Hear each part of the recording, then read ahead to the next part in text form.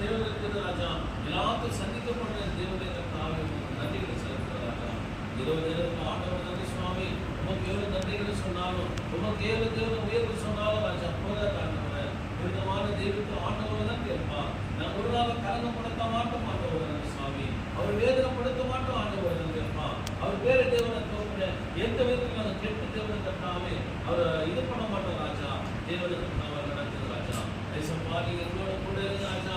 இன்னும் அநேக தேவனை தோற்ற பிள்ளை தேவனை தோற்ற இந்த நாள்ல ராஜா இதோ ஒரு பெரிய நிராக்கள் தேவனை கொடுத்த தேவனை மக்கள் நன்றிப்பா.